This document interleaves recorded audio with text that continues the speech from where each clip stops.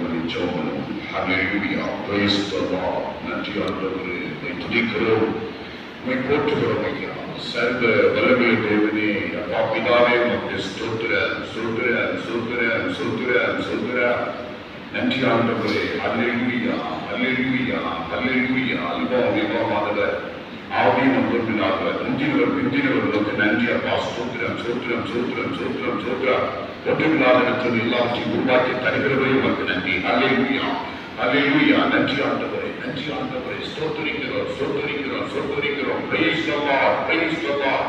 ஹல்லேலூயா hallelujah hallelujah hallelujah. நன்றி நன்றி நன்றி இயேசுப்பா, உமக்கு ஸ்தோத்திரம் ஸ்தோத்திரம் ஸ்தோத்திரம் ஸ்தோத்திரம் ஸ்தோத்திரிக்கிறோம். நன்றி ஆண்டவரப்பா, உம்மை துதிக்கிறோம் துதிக்கிறோம் துதிக்கிறோம். இந்த நாளுக்காக நன்றி செலுத்துகிறோம். ஆராதனை வேலைக்காய் ஸ்தோத்திரம் பண்ணுகிறோம். உம்மை உயர்த்துகிறோம். உமக்கு நன்றி. ஹல்லேலூயா ஹல்லேலூயா ஹல்லேலூயா. பலிபீடத்தில் என்னை பரனே படுக்கிறேனே இந்த வேளை, அடியேனை திருச்சித்தம் போல ஆண்டு நடத்திடுவே. கல்வாரியின் அன்பினையே கண்டு விரைந்தோடி வந்தேன். தகவல் திருத்தத்தாரே கரைந்த இருதயத்தை, கழுவும் திருத்தத்தாரே கரைந்த இருதயத்தை, இரண்டு என்னாலே பாரு என்றும் நான் செய்கிறேனே. செத்திரே வழிபாடு என்னை காத்துமை காணிருக்கி. கல்வாரியின் அன்பினையே கண்டு விரைந்தோடி வந்தேன். கழுவும் திருத்தத்தாரே கரைந்த இருதயத்தை. ஹல்லேலூயா. ஆண்டவரே, உம்மை உயர்த்துகிறோம், உம்மை போற்றுகிறோம். அப்பா நீர் பெரியவர். ஹல்லேலூயா ஹல்லேலூயா ஹல்லேலூயா. உமக்கு நன்றி ஆண்டவரே. ஸ்தோத்திரிக்கிறோம் ஸ்தோத்திரிக்கிறோம். வல்லமை வல்லமை வல்லமை தேவன் வல்லமை. ஹல்லேலூயா ஹல்லேலூயா. நன்றி ஆண்டவரே. ஸ்தோத்திரம் ஸ்தோத்திரம். Price the Lord. உம்மை உயர்த்துகிறோம், உமக்கு நன்றி செலுத்துகிறோம். நன்மைகளை செய்கிறவர், அல்லது தீமைகளை அகற்றுகிறவர், எங்களை கொண்டு இந்த நாமத்தை உயர்த்துகிறவர். அதற்காய் சோத்திரம் சோத்திரம் சோத்திரம். ஆண்டவரே, தொடர்ந்து ஆண்டவரை சோத்திரம். எங்கள் தெய்வ வேலையை அந்த பிரசங்களை ஆசிரியர் அச்சரித்த இயேசுவின் நாமத்தில் வேண்டிக் கொள்வதும் பிதாவே. இன்று தியானத்துக்காக எடுத்துக் கொள்ளப்பட்ட வேத பகுதி லேவியராகமம் 17ஆம் அதிகாரம் 11ஆவது வசனம்.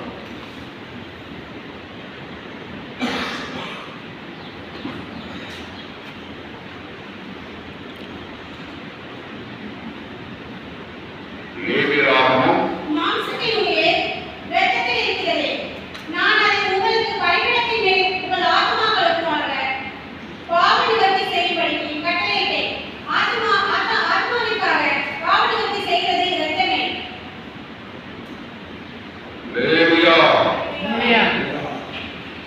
மாம்சத்தின் உயிர் ரத்தத்தில் இருக்கிறது.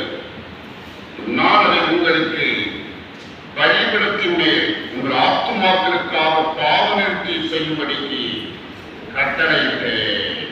லேவியா. அப்ப மாம்சத்தின் உயிர் எதுல இருக்கு? ரத்தத்தில் இருக்கிறது. அப்ப நம்ம நம்முடைய உயிர் ரத்தத்துல தான் இருக்கு. ரத்தம் போயிடுச்சுன்னா உயிர் போயிடும். அப்ப ஆவி ஆத்மா சரீரம். அது ஆவி எங்க இருக்குன்னா ரத்தத்துல தான் இருக்கு. அப்போ அந்த ரத்தம் தான் உயிர். அப்போ எந்த அளவுக்கு ரத்தம் இருக்கு? குழந்தை பருவத்துல, நடுத்தர வயதுல, முதிர்மான வயதுல, வாலிப வயதுல ரத்த அளவுகள் மாறுபடுகிறது இல்லையா? ஆனா ரத்தத்துல உயிர் இருக்கிறது. அதுக்கு ஒரு சம்பவம் எனக்கு ஞாபகத்துக்கு வருகிறது. அந்த கிறிஸ்மஸ் கிறிஸ்துமஸ் காலகட்டத்தில் ஸ்டார்ட் பண்ணுறதுக்காக சில வயசெல்லாம் சரி பண்ணி விளக்க சொல்லணும். ஆனால் ஒரு வயல் சரியா லிங்க் ஆகலை.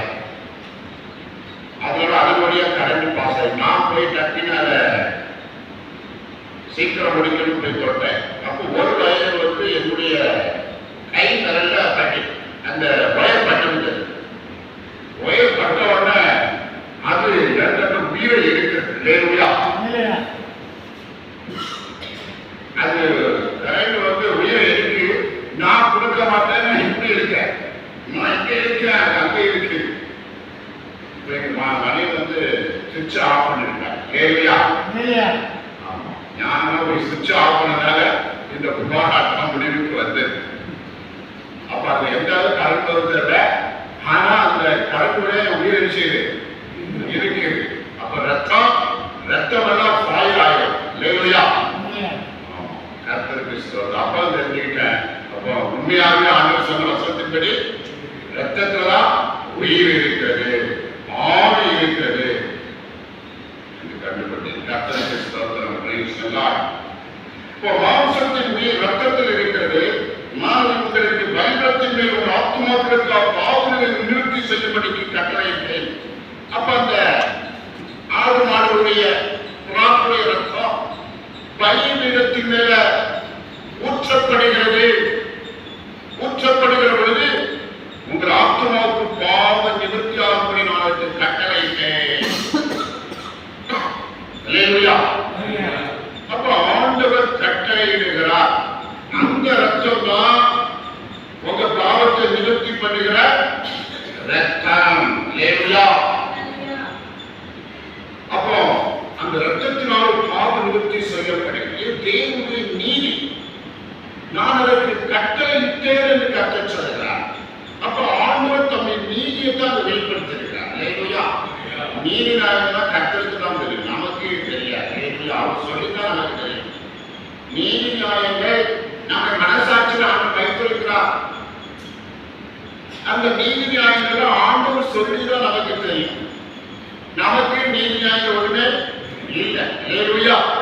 ஏன்னா அவருக்கு எந்த பாவத்துக்கு எவ்வளவு தண்டனை கொடுக்கணுங்கிறத ஆண்டவர் அறிந்திருக்கிறார்.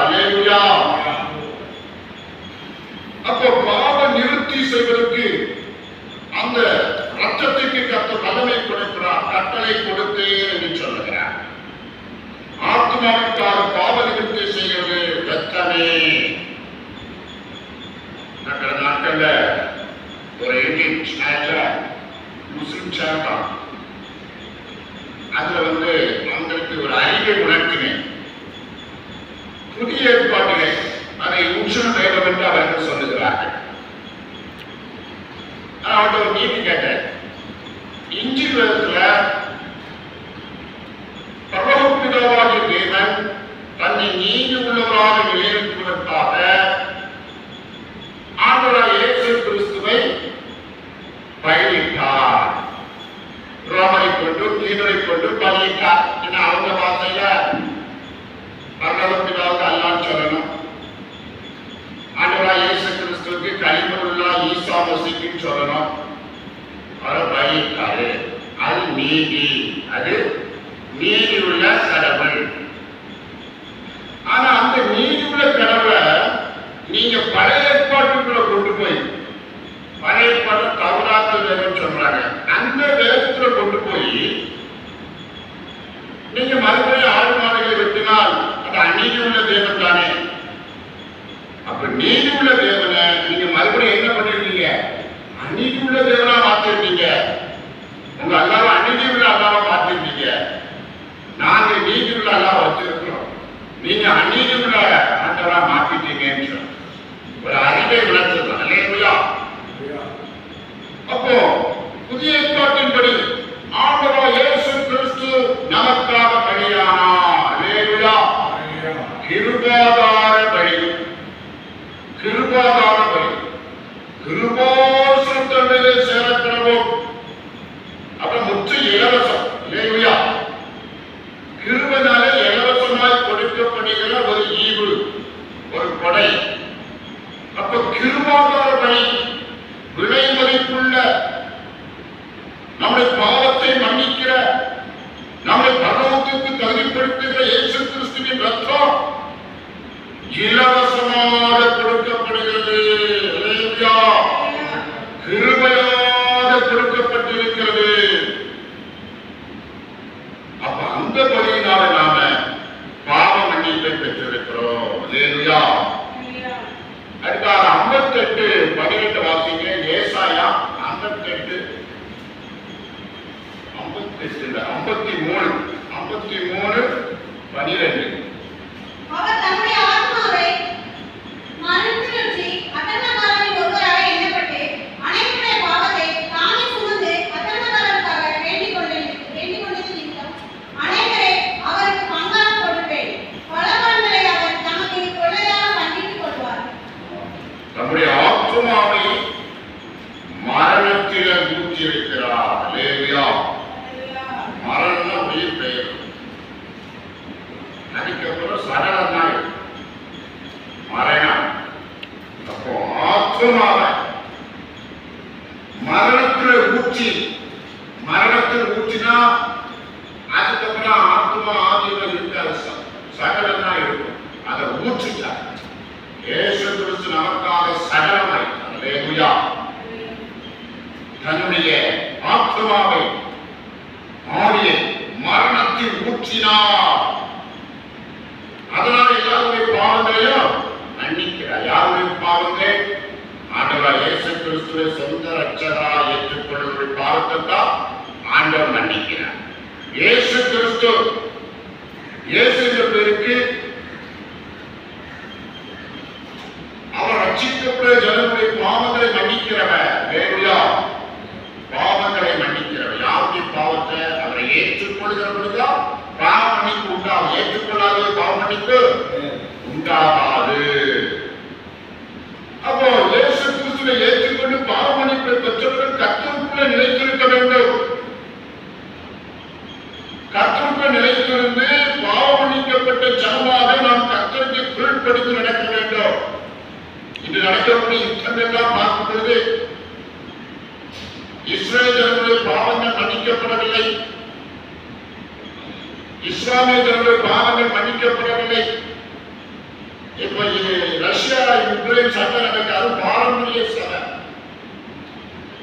அவருடைய பாவங்கள் மன்னிக்கப்படல. இன்னும் உலகத்தில் நிறைய இடத்துல பாவங்கள் மன்னிக்கப்படாம இருக்கு. ஏன்னா அவங்க ஆண்டவருக்கு கீழ்ப்படியவில்லை.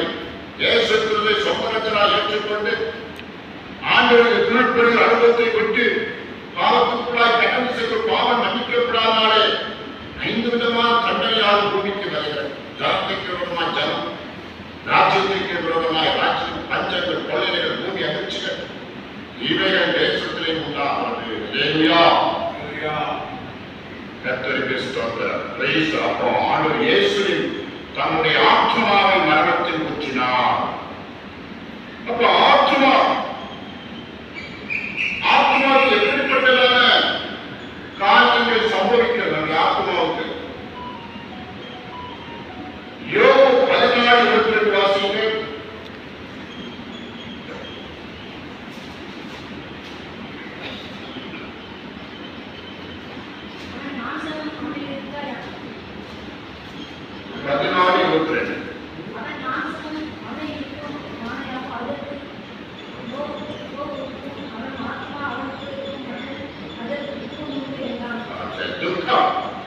ஆத்மாவுக்கு துக்கம் உண்டாகிறது என்று யோகா படிக்கிறோம்.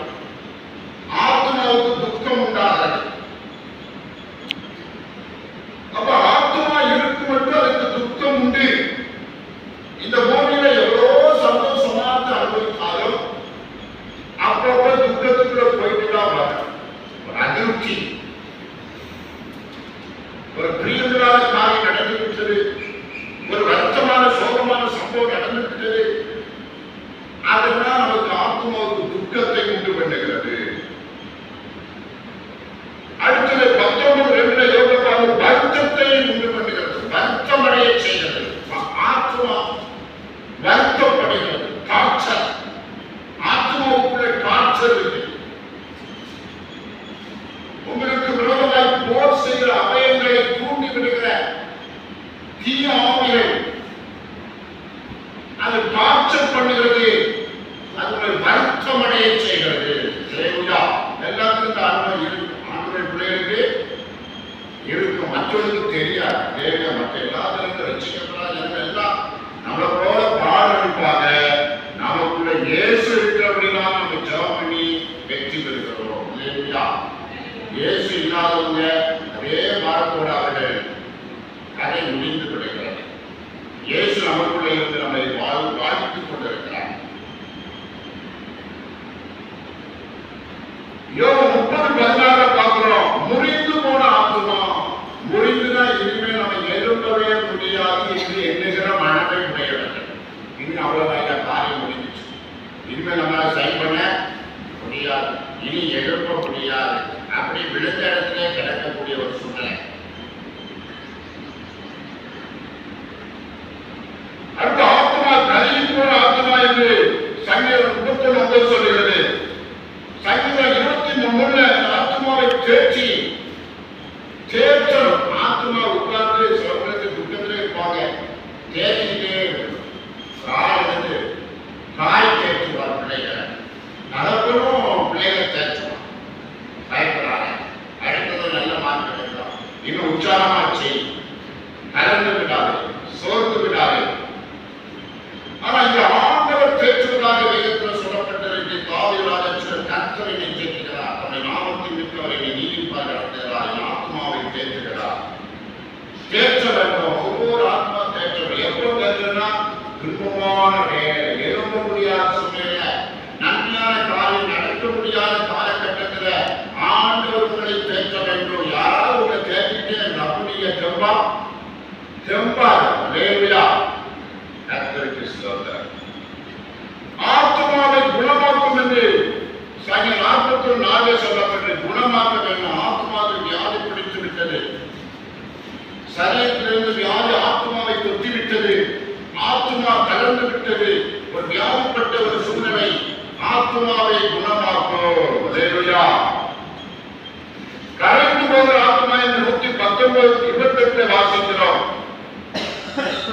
தொடர்ந்து பிடிக்கிற சங்கீதம் 143:23 வாசிக்கிறோம்.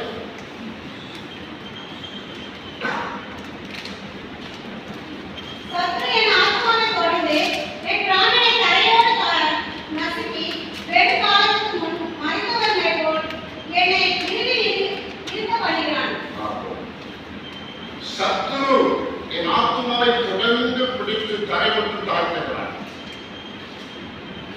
தொடர்ந்து பிடித்த ஆத்மாவை கேட்ச் பண்றது, கேட்ச் பண்ணி மடக்கிறது, மடக்கி எழும்ப விடாமலுக்கு, அதாவது மன்னிச்சல் இறக்கும் பொழுது நாம் உஷாராகினாட்டா எல்லா விசுவாசமும் ஆத்மா மடக்கிறோம். மடக்கும்போது நமக்கு டென்ஷன் வந்துடும், வேலையா கோப எச்சம் வந்துடும். நம்மளால் வெற்றி பெற முடியவில்லை, நம்ம ஆத்மா ஒதுங்கி போகிறதே, எதிராளி ஜெயிக்கிறானே, இந்த ஒரே எனக்கு உதவி செய்யும் என்று சொல்லி மறுபடியும் எழும்புகிற ஒரு அனுபவத்தை பார்க்கிறோம். சத்துருவானவன் ஆத்மாவை பிடிக்கிறான், உபத்திரப்படுத்துகிறான், வேதனைப்படுத்துகிறான். இப்படிப்பட்ட காரியம் ஆத்மாவை சம்பவித்துக் கொண்டிருக்கிறது. நீதிபதி 19:2 ஆத்மா அறிவில்லாமல் இருப்பது நல்லதல்ல என்று வேதத்தில் பார்க்கிறோம். ஆத்மா அறிவுள்ளதாக இருக்க வேண்டும், அறிவற்றதாக இருக்கக்கூடாது. சகல அறிவே ஆத்மா உடையதாக இருக்க, எல்லா ஞானமும் ஆத்மா அறிந்து இருக்க வேண்டும். அப்ப இவ்வளவு காரியங்கள் ஆத்மாவோட ஒரு மனிதனுக்குள்ள இவ்வளவு திகைப்பு இருக்கிறது, துக்கம் இருக்கு, வருத்தம் இருக்கு, முடிந்து போனாலும் இருக்கு, பேச்சரவாத கடமை இருக்கு, கருகி போற தன்மை, வியாதி பிடித்த தன்மை, கரைகிற தன்மை, தொடர்ந்து சத்துரு பிடிக்கிற தன்மை, அறிவில்லாமல் இருக்கிற ஆத்மாக்கள். இப்படிப்பட்ட சூழ்நிலை நாம் விடுதலை அடைய வேண்டும். விடுதலை அடைய வேண்டும். அதுக்கு ஆண்டவராகிய இயேசு கிறிஸ்து இயேசு கிறிஸ்துவை சொந்த இரட்சகராய் வைத்திருக்க வேண்டும். அவர் நாமத்தின் மேல் விசுவாசம் அவர் ஏற்றுக்கொள்ள எத்தனை பேர் அத்தனை பேருக்கு பிள்ளைகளாக அதிகாரம் கொடுத்தார்.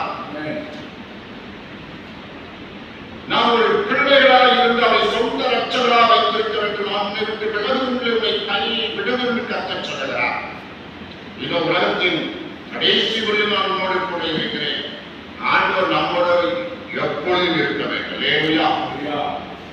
எதிராளி பிசாசான எப்போ நம்ம கூட இருக்கான். ஸ்தோத்திரம். நம்ம மாம்சத்துல கண்ணோட கண்ணா வாயோட வாயா ரத்தத்துல பக்கத்துல ஆவியின் பக்கத்துல உட்கார்ந்து நம்ம வாட்ச் பண்ணிட்டு இருக்கோம். நாம கொஞ்சம் ஏமாந்து அலட்சியமா இருந்தா அவன் வேலையை காட்டணும். இல்லையா? நம்ம ஜெயிக்காம தேவச வாசிக்காம கொஞ்சம் ஜாலியா இருப்போமே என்று சொல்லிட்டு அதான் நிர்விசாரம்.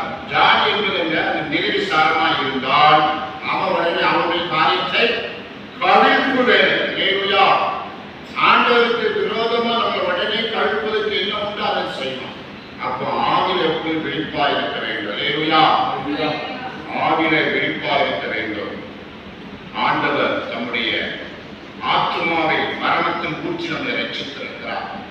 ரட்சிக்கப்பட்டவர்கள் இந்த மாதிரி சூழ்நிலை விலகி நல்ல நிலைக்கு வர வேண்டும். இல்லையா? உபாகம் 4:29 வாசிங்கள்.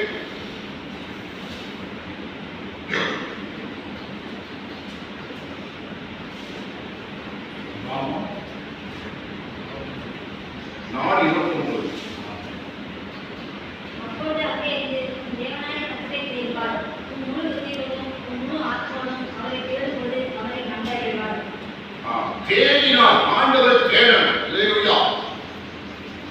வேதத்தில் உபாகத்தில் சொல்லப்பட்டிருக்கு எல்லா ஆசீர்வாதம் வந்துட்டு மறுபடியும் சிதறடிக்கப்படுகிறீர்கள். தேசத்து உலகத்தில் நாளாசைக்கு சிதறடிக்கப்படுகிறீர்கள். அங்க அந்நிய ஜன மத்தியில் இருப்பீர்கள், அந்நிய தேவன் மத்தியில் இருப்பீர்கள், அங்கே கொஞ்ச ஜனமா இருப்பீர்கள். அங்க இருந்து என்னை தேடினால் நீங்க என்னை தேடணும், என்னை கருத்தா தேடணும், முழு மனசோடு தேடினா நான் உங்க கூட இருப்பேன். தேவையா உங்களுக்கு உதவி செய்வேன் கற்க சொல்லுகிறார். அப்ப நாம என்ன செய்யணும்? நம்ம ஆத்மா ஆண்டவரை தேடுகிற அளவுக்கு நம்ம மனம் சித்தம் தேவையா ஆத்மா இருக்கிறது. நாம ஆத்மா, ஆனா மனம் சித்தம் என்று ஒன்று இருக்கிறது, அங்குசம். அந்த மனசை வச்சுதான் நாம எல்லாத்தையும் ஆளுகை செய்ய வேண்டும். தேவையா நாம கர்த்தருக்கு பிரியமா ஆளுகை செய்தால் நம்முடைய ஆத்மா ஆசீர்வதிக்கப்படும். தேவையா வெற்றி உள்ள ஆத்மாவாக ஆண்டவருக்கு பிரியமுள்ள ஆத்மாவாக மாறக்கூடிய தன்மை இருக்கிறது. அன்பு கூற வேண்டும். அடுத்த உதாரணம் 6:5 அன்பு கூறணும். ஆண்டவருக்கு அதிகமாக அன்பு கூற வேண்டும். ஆண்டவர் லோகத்தில் இருக்கிறார், நாம் பூமியில இருக்கிறோம். நம்ம எப்பவும் ஆண்டவரை பார்த்துட்டா இருக்கிறார். நம்ம இஷ்டப்படி நமது பிரியமானவரை செயல்படுவோம் என்று சொன்னால் ஆண்டவத்தை நமக்கு அன்பு இல்லைன்னு அர்த்தம்.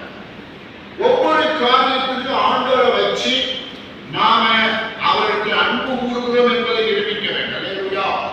ஒவ்வொரு நொடிப்பொழுதும் நாம் ஆண்டவருக்குள்ளே என்பதை நிரூபிக்க வேண்டும். இந்த பூமியில தான் நாம் அப்படி செய்யணும். பூமியில வாழ்ற வரைக்கும் பரவத்து போனா பிரச்சனை இல்லை. இந்த பூமியில வாழ்வதற்கு ஆண்டவரோடு கூட ஒவ்வொரு நொடிப்பொழுதும் ஆண்டவர் நம்மோடு கூட இருக்கிறார் என்று அறிந்து கொள்ள வேண்டும். அப்போ நம்முடைய ஆத்மாவை நேராக்க வேண்டும். ஆண்டவரை தேடுவதற்கு நேராக ஒழுங்குபடுத்தணும். ஒழுங்கினமாக இருந்து ஊர் சுற்றி கொண்டு வந்து உதவாத காரியம் செய்து கொண்டிருந்தால் நாம் ஆண்டவரோடு ஐக்கியம் வைக்க முடியாது. நம்முடைய இதயத்தை நேராக்க வேண்டும். ஆண்டவருக்கு நேராக்க வேண்டும்.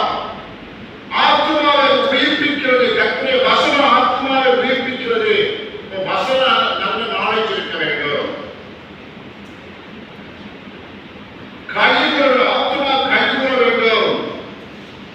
ஆத்மா இன்பமடைய வேண்டும். ஆத்மா நன்மை பெற்றுக் கொள்ள வேண்டும்.